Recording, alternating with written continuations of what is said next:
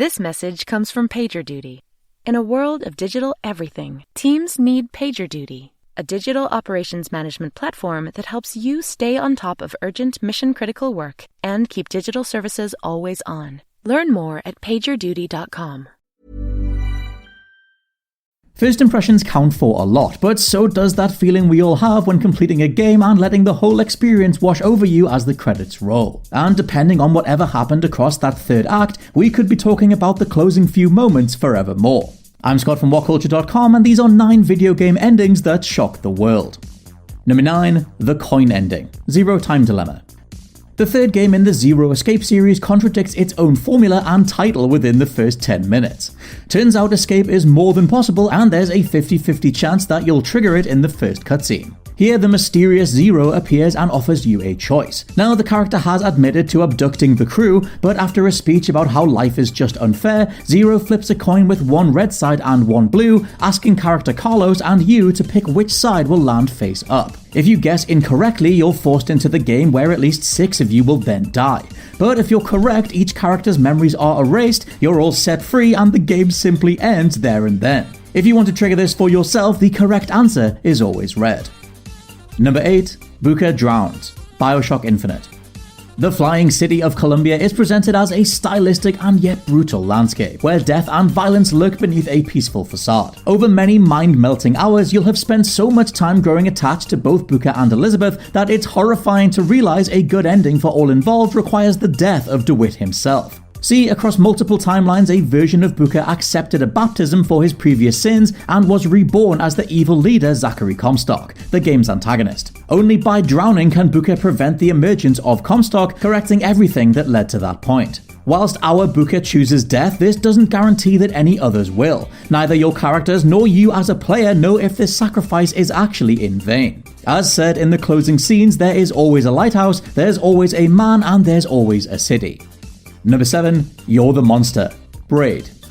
Over the course of Jonathan Blow's Braid, an implied tether between player and what's really going on becomes more and more twisted. The ending then flips everything on its head, and the jigsaw pieces you've been collecting all fall into place. Turns out Tim was never the hero. Instead, in a genius use of a metaphor, Tim represents an intrepid scientist chasing the relevant theorems and experiments that created the atom bomb. The princess represents this bomb, and the whole game is a comment on regret, a way of trying to get back this one entity that, now it's out there, changes everything. Quotes are also included from Kenneth Bainbridge, one of the Manhattan Project scientists, to really drive this home. Number 6. Lee's Death. Telltale's The Walking Dead Season 1. It might be almost a decade old, yes really, but Telltale's Walking Dead has gone from a must-play of 2012 to a horror gem from a studio that went defunct in 2018. As main character Lee Everett, you're tasked with caring for and protecting Clementine, a young girl just trying to locate her parents. Whilst you can make a ton of choices across the narrative, at some point Lee is going to get bitten, and it's then only a matter of choosing what you want to do alongside him as the inevitable takes hold in a zombie apocalypse. As Clem, you have to make a choice. Shoot Lee before he becomes a zombie, or run far away as fast as possible. Both result in Clem being left all alone, and judging by how much the player numbers dropped off after this first installment, it seems this devastating turn of events was truly too much. Number 5. The Truth. Danganronpa V3. The Danganronpa games are yet to get their due in the West, but they are the masters of transforming any plot into a meta-narrative commentary on the game itself. In this case, actual in-game cosplayer and main antagonist Tsumugi is at the heart of it all. The shocking ending reveals that everything in the entire Danganronpa series is actually fictitious, not just in our reality, but the one in which the games take place.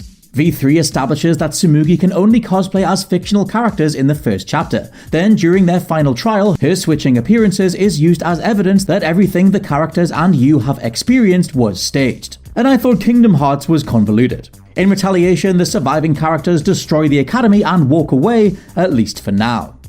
Number 4. The Moon Crashes into Termina. The Legend of Zelda: Majora's Mask.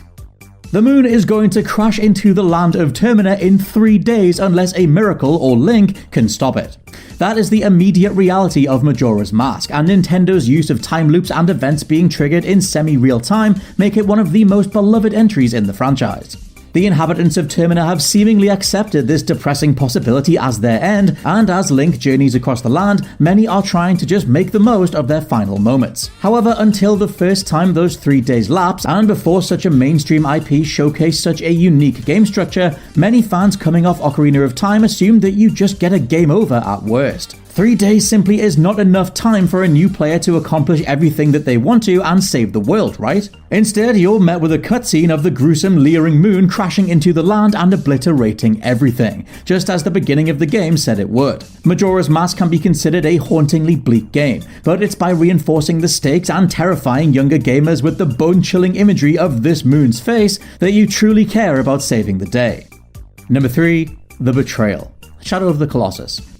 Whilst battling incredible foes for the sake of reviving a dead loved one might sound like a great plan in theory, in practice every action has its consequences. For Wanda, this becomes clear after slaying so many of those titular magnificent creatures, most of which have no interest in attacking you beforehand. Rather than focusing solely on action, Shadow of the Colossus forces the player to exploit the weaknesses of the Colossi to damage them. It hammers home the brutality of taking down these majestic entities with showers of blood and plenty cries of pain, as you reconcile to knowing it's for the supposed greater good. Come the close of the game though, the entity in the temple, Dormine, that set you on your way ends up possessing Wanda, only for a group of humans we thought were enemies across the game to bring it down. They are eventually successful, but Wanda pays a steep price. Partner Mono is resurrected, but at the cost of Wanda restarting their life, now stuck as a horned baby resting in the temple. Mono lives, but there's no way to continue their relationship, seeing the credits roll and letting you decide if it was all worth it.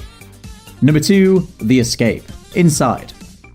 Possibly one of the hardest games to understand ever made, specifically because developers Playdead refused to pin down any explanation as canon. Inside is something you just have to experience. Then whatever emotion you're left with at the end is likely what the studio intended. Anyway, you'll control a nameless boy, leaping and running around a scientific facility. After discovering a group of scientists observing a mysterious enclosure, you delve deeper and deeper, eventually gaining access. What's inside? Well, a writhing, pulsating mass of flesh with human limbs protruding from all angles. You then become one with this person blob as scientists watch and applaud, only to break out your confinement and go on one of the best monster just got loose in the lab segments in gaming history. Using brute force and sheer desperation, you'll smash your former captors against walls or crush them into paste while descending between floors. Over enough time, you'll break free, roll down a hill and bask in the sun as the game fades to black. Tranquility at last? Well, play again and you'll notice a diorama of this very scene sitting inside the facility earlier in the level itself, reinforcing that even this wider sense of agency is something those in control totally plan for.